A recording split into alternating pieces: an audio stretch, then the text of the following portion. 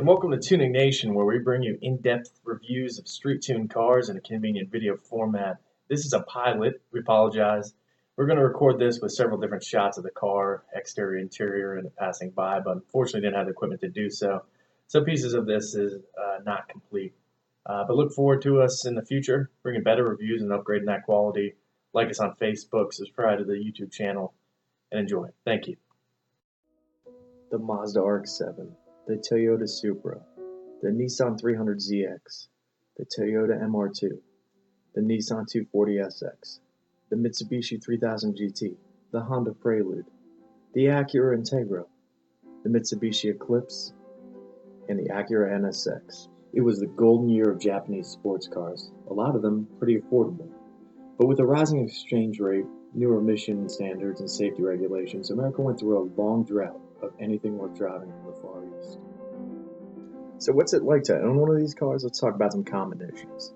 The first is taillight condensation. It'll build up in the rear taillights. Fortunately, there's a recall so you can get new ones.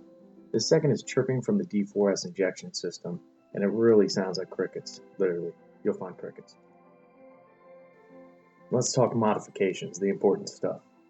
With your basic bolt-on package of an intake, a header, exhaust, and a tune, you can expect about 25 to 30 extra horsepower to the wheels. Drop E85 in the tank and that'll give you another 15 to 25. Pretty solid, but not earth-shattering numbers. Okay, we're here in the 2013 Subaru BRZ, and I'm excited to drive this car. I have to tell you, I love sports cars. This car is set up what seems to be like pretty well. Upgrade in handling, braking, and go. It's got equipped with the iBack Multi-Pro R2 coilover system, which is a little bit harsh on these bumpy roads, but you know, that's what we're here for, to have a little fun in this car.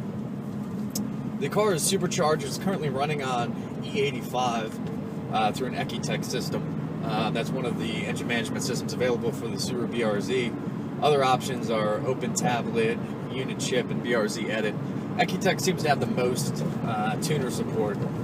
Tuners love this car. The aftermarket's huge, right? Great platform. The tracksters love it. Full Blown Motorsports makes a turbo kit.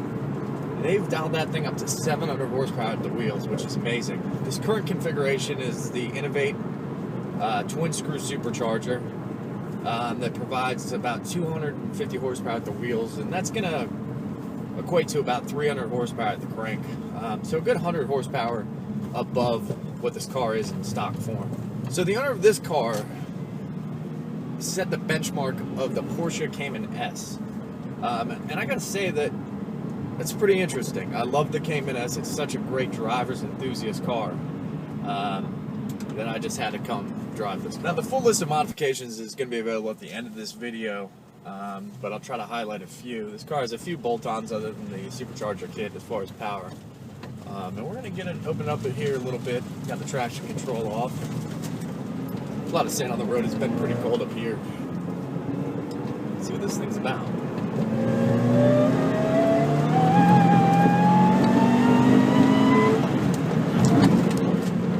Alright. It's got some go.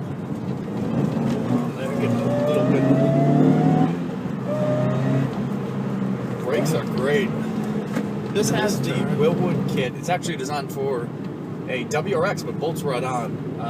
The thermal capacity is a little lower than some of the other kits on the market, but the bite is amazing on this. It's equipped with Carbotech XP10 pads. You hear that auto blip shift when you're on the brake with this Ecotec. Ecotec has a lot of race ROM features that are pretty interesting.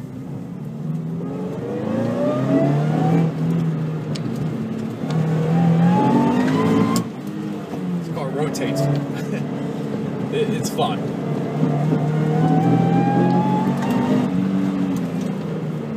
This car, it's amazing. It's got the go. The chassis just dialed in correctly. It's so flat through the turns. It's got a great grip level. It's 24 degrees out. I'm on Dureza Z2 tires. It's a staggered setup, but amazing amount of grip through the turns. So agile. The turning on this car is amazing. As I mentioned, the owner wanted this to perform like a Cayman S. I think it might beat it. The Cayman S might have a little more mid-range grunt, This car, it just pulls. Very nice. But the turning is the most amazing thing. A Porsche has an amazing turning because there's no engine over the front axle. The front end just goes right into the turn, but this car feels just as agile. It's amazing. Subaru has planted this Boxer 4 horizontally opposed 4-cylinder as low to the ground as possible, and they've just done amazing work there. I mean, it's a gift. I mean, you get this car with that kind of architecture, you can't bolt that on. You can't relocate an engine. So as far as adding power, adding braking capabilities, handling capabilities, you can do that, and you have an amazing platform doing it here. We're gonna come up here on some more twisties. I'm on a very bumpy bridge. You can feel it with these eyeball coilovers. There's also Hotchkiss sway bars installed on this car, and let's give it another run.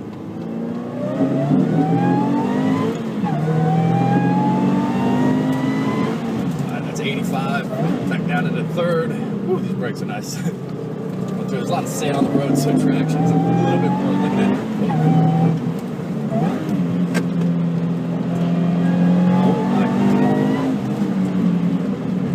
This is fun. Wow.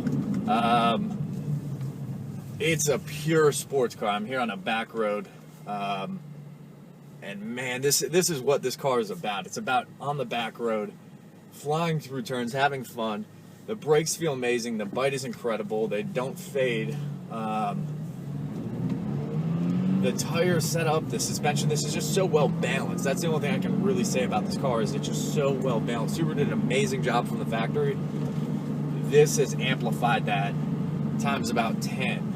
It's just amazing. It's so much fun.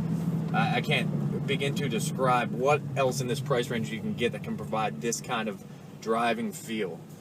Sure, you can go get a used car with a turbo, an STI, an Evo, and probably outperform this car in some ways, but you're just not going to get that purest, enthusiastic feel that inspires confidence. This car inspires confidence. It's amazing. It's what I would consider Porsche-like for a bargain. Even this car probably has about $10,000 of upgrades, maybe even close to 15.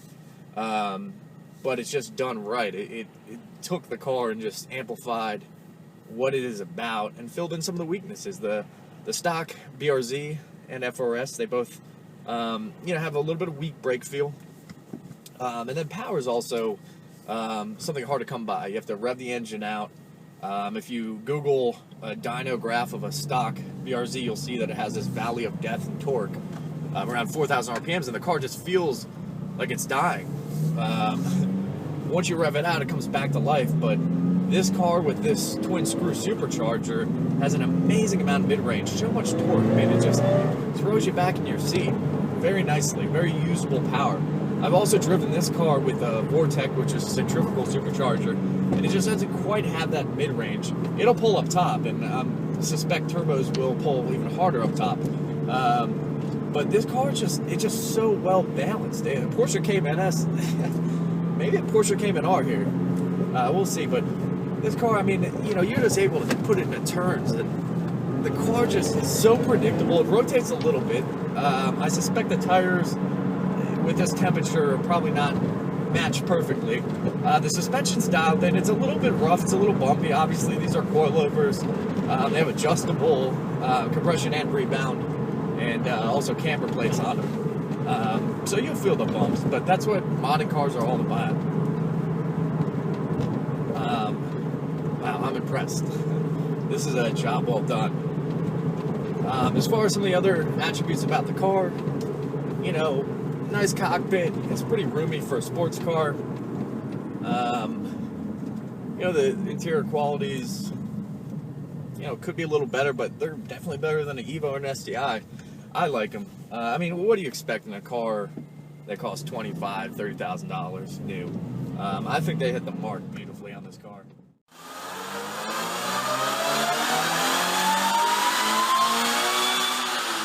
On the dyno, our BRZ put down 237 horsepower to the rear wheels and 197 pound-feet of torque.